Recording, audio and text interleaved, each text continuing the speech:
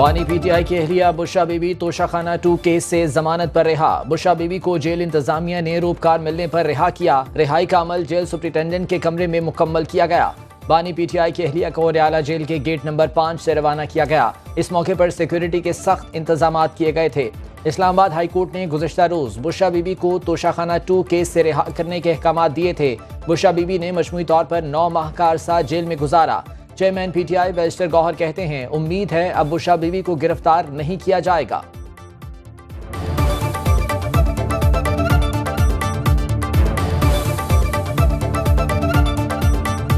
میں ایک بات کی آپ کو تردید کروں، جو کہا جا رہا ہے کہ کوئی ڈیل ہوئی ہے۔ اگر ڈیل کوئی کسی طریقے سے کرنا ہوتا کہ ڈیل کے نتیجے میں رہائی ممکن ہوتی تو وہ 9 مہینے جیل میں نہ رہتی۔ خان صاحب یہ 16 مہینے سے جیل میں نہ ہوتے۔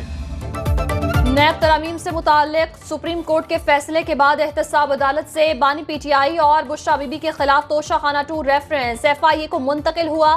12 ستمبر کو کیس کی تحقیقات کے لیے 3 رکنی جے آئی ٹی بنائی گئی۔ نیب کی انکوائری رپورٹ کے مطابق نیا کیس 7 گھڑیوں سمیت 10 قیمتی تحائف خلاف قانون پاس رکھنے اور بیچنے سے متعلق ہے۔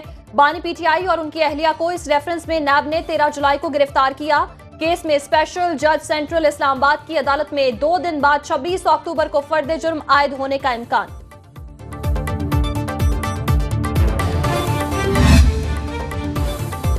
اسلام آباد ہائی کورٹ میں وکلاء کی بانی پی ٹی آئی سے ملاقات نہ کرانے کے خلاف توہین عدالت کیس۔ ذرائع کے مطابق ایڈوکیٹ فیصل چودھری، سلمان اکرم راجہ اور شعیب شاہین کچھ دیر بعد اڈیالہ جیل میں ملاقات کریں گے۔ انتظامیہ عدالت کو بانی پی ٹی آئی سے وکلاء کی ملاقات اور انتظامات سے متعلق آگاہ کرے گی۔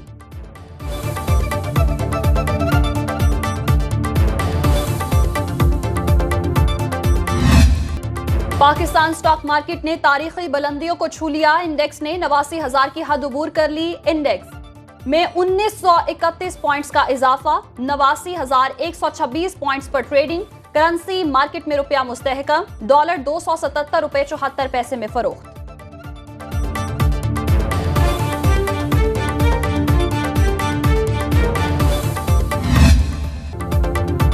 پولیو سے پاک پاکستان، وزیر اعظم پرعزم، کہتے ہیں پولیو کا خاتمہ چیلنج ہے، اسے قبول کیا ہے۔ وزیر اعظم کا انسداد پولیو کے عالمی دن پر اسلام آباد میں تقریب سے خطاب، بولے پولیو ورکرز نے اس جنگ میں اپنی جانوں کا نذرانہ پیش کیا، ان کی قربانیاں یاد رکھی جائیں گی۔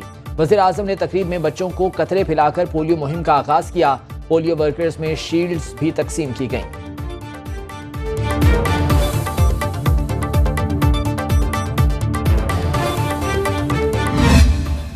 پاک سرزمین کو دہشت گردوں سے پاک کرنے کا مشن، سیکیورٹی فورسز کا باجوڑ میں خوارج کے خلاف آپریشن۔ 9 خوارج جہنم واصل، مرنے والوں میں 2 خودکش بمبار شامل۔ آئی ایس پی آر کے مطابق انٹیلیجنس بیسڈ آپریشن میں خارجی ساجد محمد عرف قریشی استاد بھی مارا گیا۔ وزیر اعظم شہباز شریف کا سیکیورٹی فورسز کو خراج تحسین، کہا دہشت گردوں کے خلاف جنگ میں پوری قوم اپنی سیکیورٹی فورسز کے شانہ بشانہ کھڑی ہے۔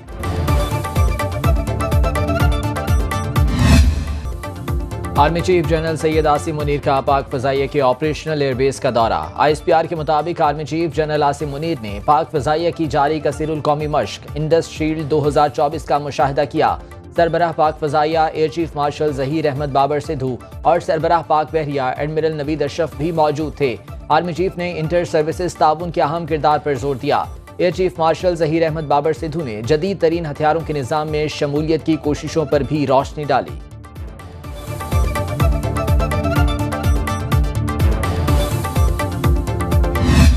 لکی مروت کے غیور قبائل خوارج کا قلع قمع کرنے کے لیے پرعزم۔ لکی مروت میں پولیس اور عوامی امن کمیٹی نے مشترکہ آپریشن میں خوارج کے اہم ٹھکانے کو آگ لگا دی، ایک سہولت کار کو جہنم واصل کر دیا۔ فتنہ الخوارج کے خلاف کارروائی میں خارجی منتظر اشنا اور خارجی عمران عرف علی کے گھروں کو مسمار کر کے جلا دیا۔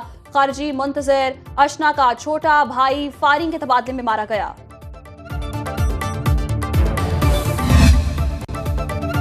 سپریم کورٹ نے اسلام آباد میں شفا سے متعلق مقدمہ آئینی بینچ کو بھجوا دیا۔ نامزد چیف جسٹس یحییٰ آفریدی کی سربراہی میں 3 رکنی بینچ نے کیس کی سماعت کی۔ نامزد چیف جسٹس یحییٰ آفریدی نے ریمارکس دیے، رجسٹرار آفس کو آئینی بینچ کے حوالے سے پالیسی دے دی ہے، ہدایت کی ہے جن مقدمات میں کوئی قانون چیلنج ہوا ہے ان کی الگ کیٹیگری بنائی جائے۔ جسٹس شاہد وحید نے ریمارکس دیے، اس کیس میں تو آئینی شکوں کی تشریح کرنا ہوگی، یہ مقدمہ آئینی بینچ کو منتقل ہونا چاہیے۔ سپریم کورٹ کے مختلف بینچز نے گزشتہ روز بھی 4 مقدمات آئینی بینچ کو منتقل کیے تھے۔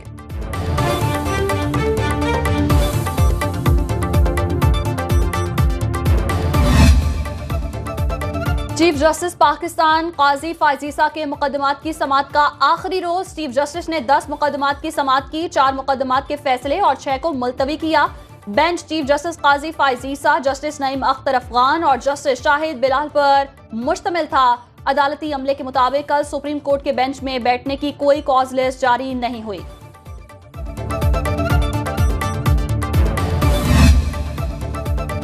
جسٹس منصور علی شاہ کا خصوصی بینچ میں بیٹھنے سے انکار، چیف جسٹس کو ایک اور خط لکھ دیا، ترمیمی آرڈیننس پر فل کورٹ بیٹھنے تک خصوصی بینچز کا حصہ نہیں بنوں گا۔ خط میں سر تھامس مورے کا کال بھی نقل کیا گیا۔ چیف جسٹس کو خط بطور سربراہ پریکٹس اینڈ پروسیجر کمیٹی لکھا گیا۔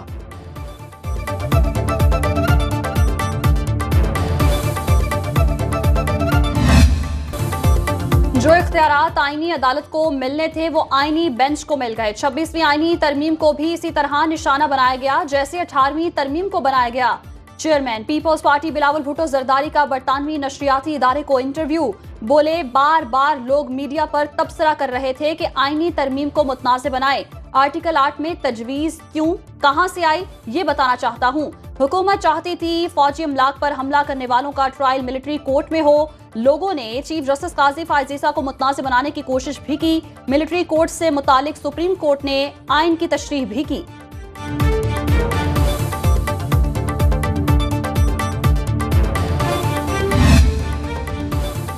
IMF کی پاکستان کے 54 شہروں میں جائیداد کے مارکیٹ ریٹ مقرر کرنے کی نئی شرط۔ FBR ذرائع کے مطابق 54 بڑے شہروں کی جائیداد کے نئے ویلیویشن ٹیبلز تیار کر لیے گئے۔ کراچی، لاہور، اسلام آباد، پشاور سمیت تمام بڑے شہروں میں پراپرٹی کے نئے ریٹس 25 اکتوبر تک جاری ہوں گے۔ نئے سرکاری ریٹس کو مارکیٹ ریٹس کے 90% تک کیا گیا ہے۔ نوٹیفیکیشن 2 روز میں جاری کیا جائے گا۔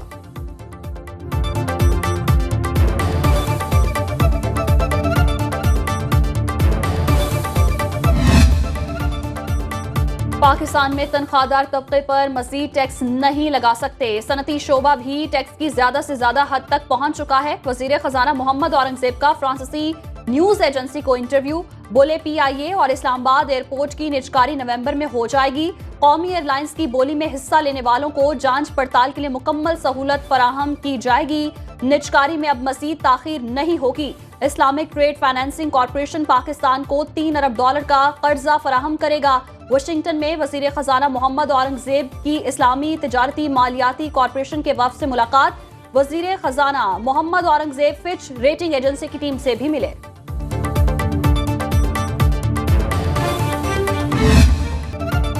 ترکی میں دہشت گردی کے واقعے پر پاکستان سمیت عالمی اداروں کی طرف سے شدید مذمت۔ صدر مملکت آصف زرداری نے کہا کہ دکھ کی گھڑی میں ترک حکومت اور عوام کے ساتھ ہیں۔ وزیر اعظم شہباز شریف، وزیر داخلہ محسن نقوی، چیئرمین سینیٹ اور اسپیکر قومی اسمبلی کی بھی انقرہ واقعے کی مذمت۔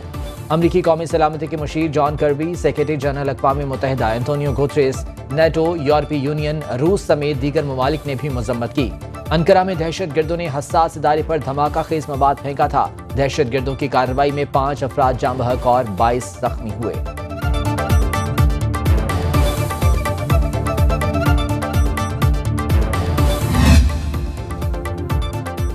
اقوام متحدہ کا عالمی دن، 2 عالمی جنگوں کے بعد دنیا کو امن اور انصاف کی فراہمی کے لیے اقوام متحدہ قائم ہوئی۔ اقوام متحدہ کی حق خود ارادیت کی قراردادوں کے باوجود جموں و کشمیر اور فلسطین جیسے تنازعات اب بھی حل پذیر ہیں۔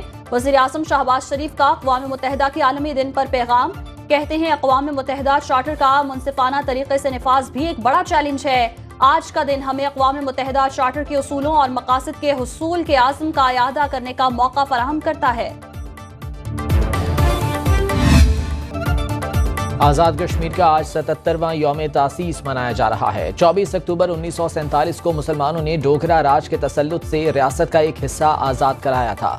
وزیر اعظم آزاد کشمیر چودھری انوار الحق کا خصوصی پیغام، کہا مقبوضہ کشمیر کے عوام سے ان کی شناخت چھین لی گئی، ہماری اولین ترجیح کشمیر کی آزادی ہے۔ ریاست بھر میں پرچم کشائی کی تقریبات شیڈیول۔ عالمی برادری کشمیر میں انسانی حقوق کی خلاف ورزیوں کا سلسلہ ختم کرنے میں مدد کرے۔ اقوام متحدہ میں پاکستان کے نائب مستقل مندوب عثمان جدون کا مطالبہ۔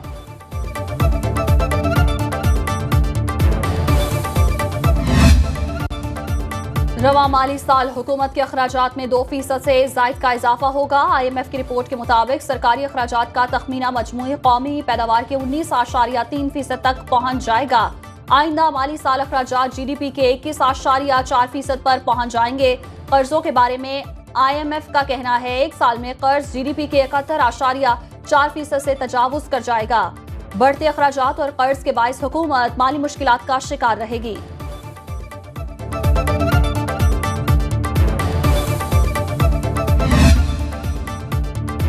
ملک کے بالائی اور پہاڑی علاقوں میں موسم نے کروٹ بدل لی۔ سیاحتی مقامات وادی ناران، کاغان اور بابو سے ٹاپ پر برفباری۔ سیاحوں کی بڑی تعداد برفباری سے لطف اندوز ہونے سیاحتی مقامات پہنچ گئی۔ پشاور میں 2 روز قبل ہونے والی بارش سے موسم سرد ہو گیا۔ شام اور صبح کے اوقات میں شہریوں نے جیکٹس اور گرم کپڑوں کا استعمال شروع کر دیا۔ کراچی میں گرمی کی لہر تاحال برقرار۔ آج زیادہ سے زیادہ درجہ حرارت 38 ڈگری ہونے کا امکان۔ خشک موسم کی وجہ سے لاہور اور پنجاب کے متعدد شہر بدستور اسموگ کی لپیٹ میں۔ لاہور اور کراچی دنیا کے 5 آلودہ ترین شہروں میں شامل۔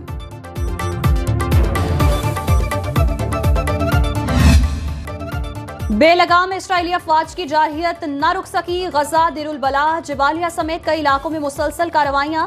24 گھنٹے میں مزید 80 فلسطینی شہید۔ عورتوں بچوں سمیت جنگ میں شہداء کی تعداد 42,800 تک جا پہنچی۔ لبنان میں صہیونی طیاروں کی بمباری سے مزید 70 شہری لقمہ اجل، متعدد زخمی۔ بیروت میں کئی عمارتیں ملبے کا ڈھیر بن گئیں۔ امریکی وزیر خارجہ اینٹنی بلنکن اور سعودی ولی عہد شہزادہ محمد بن سلمان کی ملاقات۔ غزہ اور لبنان کی صورتحال پر تشویش کا اظہار۔ جنگ بندی کی کوششوں پر تبادلہ خیال۔ خوراک نہیں کفن دو، مظلوم فلسطینیوں کی اقوام عالم سے اپیل۔ فلسطینی وزارت صحت نے عالمی برادری سے خوراک کے بجائے کفن بھیجنے کی اپیل کر دی۔ میتیں ڈھانپنے کے لیے اب کفن ختم ہو گئے ہیں، کمبلوں میں شہداء کو دفن کیا جا رہا ہے۔ فلسطینی حکام کا کہنا ہے سردی کی وجہ سے شہریوں کو کمبلوں کی بھی اشد ضرورت ہے۔ روس میں ہونے والے برکس اجلاس میں مشرق وسطی کی صورتحال پر تشویش کا اظہار۔ اجلاس کا مشترکہ اعلامیہ جاری۔ غزہ اور لبنان میں انسانی جانوں کے ضیاع پر اظہار افسوس۔